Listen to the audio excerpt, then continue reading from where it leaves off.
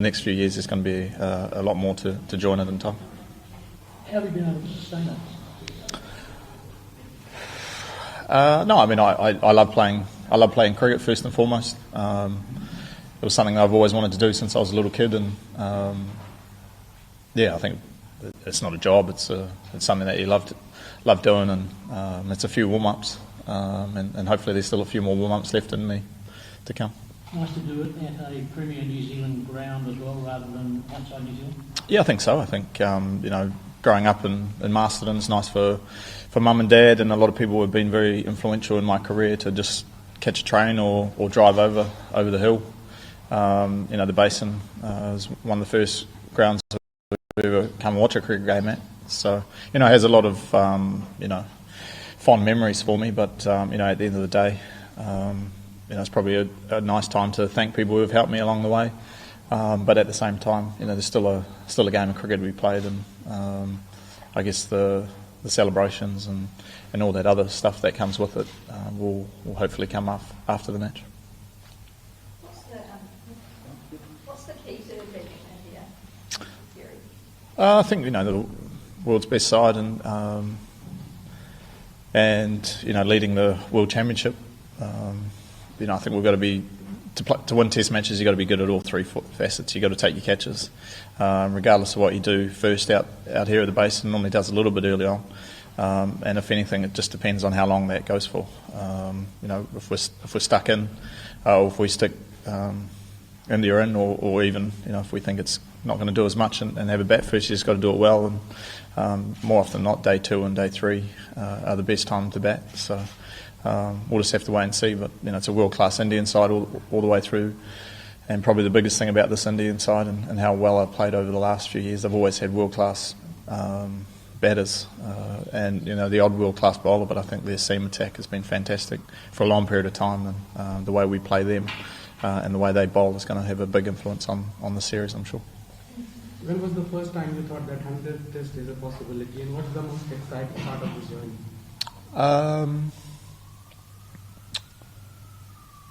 I'm not sure. Probably maybe two years ago. David White normally comes in and gives us a bit of a talk about what games are coming up, and you start doing the maths. And he actually said, "Ross, this is going to be your 100th Test in Sydney." But obviously, what happened in Christchurch last year with the shootings at the mosque, it moved things back a game. But no, I think things happen for a reason, I believe in, and it's nice for it to happen back home. I don't know how many people would have travelled to Sydney for it, so it's nice for it to be here. And what's the most exciting part of this long journey? I think just the whole journey in itself. I think there's so many ups and downs as a cricketer. I've had some pretty highs and some pretty low lows, so being able to deal with that the whole way through your career. I wouldn't put one thing that outweighs anything. Just playing the whole journey, I think. Ross, given those highs and lows, did you ever see yourself getting this a lengthier career? No, I always sort of said to myself, I don't know how long ago, but I always thought 2019 World Cup was not a bad place to sort of start thinking about that R word. I feel like I'm good enough and got a lot more to offer this team, both on and off the field, and I'm still as hungry as ever to score runs. But no, as I said, after my first series, I wouldn't have been putting much money on me playing 100 tests after that series, that's for sure. But no, I'm happy with what's happened today. Do you think back on those early days much? Yeah, I think so. I think that shapes you as a person and as a player. Sometimes it's not necessarily the runs you get and the good times. It's how you deal with the failures along the way that shape you, as a person, as the way you go about your training, and as yourself as a teammate. Sometimes it's the negative things that make you harder and stronger and more resilient, and that's what you need to be, I think, to be a test player. If there was any advice that Ross Taylor now would give young Ross Taylor, what might it be? I got asked this question last night, so I better answer it the same as I answered it last night. how I answered it last night for the BBC was I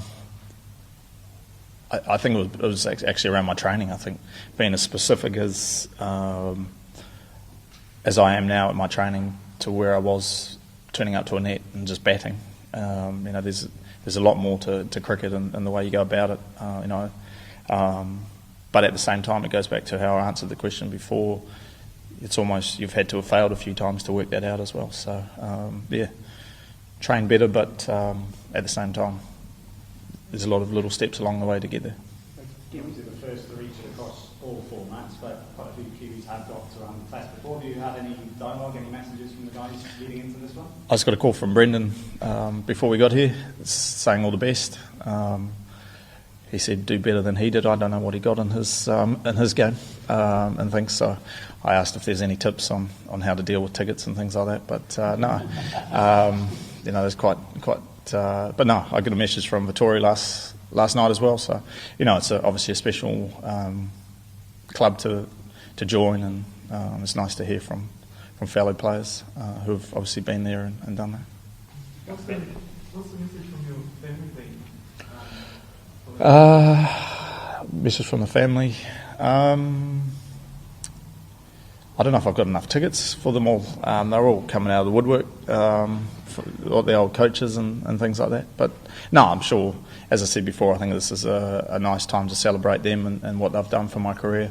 I think my celebrating comes after the Test match. This is just thank them for all the sacrifices that they've made. Coaches, all the billeting, probably hockey coaches as well. So. Well, Ross, since you first of all, congratulations on your milestone. What is this about this New Zealand cricket? Why it is according to the data, it favors heavily towards that bowling second? So why batting first is tough on this country? Just have to look at the wicket. It's like this artificial. It's pretty green. But as I said, I think we play well at home because we sort of know how the wicket's going to play, and at the same time, the basin out of all the wickets, they look the same, but they do play slightly differently each time. And being their home team, you still got to adapt what's in front of you. As I said, I think there's many times where we're bowled first, where it's done a lot and probably done too much, and at the same time we've been put in on wickets that have done plenty but still succeeded. So there is still room for four things to happen in terms of succeeding. We'll just have to wait and see what the weather's going to be like over the next little while, and but there's always a tinge of green and the fast bowlers and I'm sure those Indian fast bowlers will be liking it because I played on a few wickets in India and they don't look anything like that out there.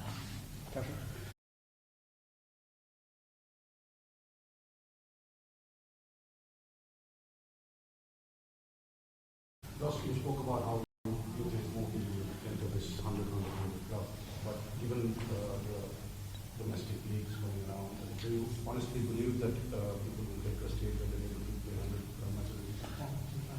No, I think so. I think I definitely won't be the only one. But I guess, the way you ask the question, I suppose it's a nice thing because there is a lot of players around the world who do give up a format or to prolong their career, and I guess that's nice for me. I've always loved playing all three, but some players, I think it's the best thing for me is to play all three formats, and to have played the 2020s, even though they weren't successful, it was nice to see the Indian bowlers leading into the one-day series, where if you just played two formats, it wouldn't have been easy. Whether I've scored those runs or not, I'm not sure. But I guess in the day and age where players do give up a format, it's nice to be the first. But at the same time, I do think there is room for a lot more players, and I'm sure there's probably the two captains who are out there will probably be right up on the list, I'm sure. Ross, you mentioned about the wicket. Do you got to have a different mindset? You've played so much at first innings if you bat first, or do you got to have a different mindset? And in terms of personally, and also in terms of the team, do you feel like you can almost catch up to the game or just get away from you, even the first innings is pretty low scoring? Yeah, as I said, I mean, there's still been times where we've been chucked in, where we've still been able to scrap to 350, 400.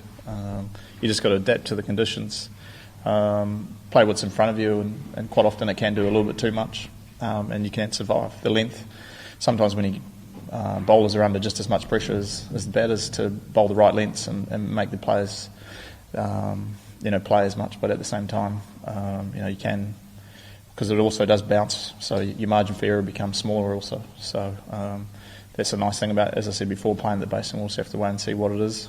Hey, it might only do something for a little bit, might do something for 2 days. We'll just have to wait and see. Let's go down the front and back to it again.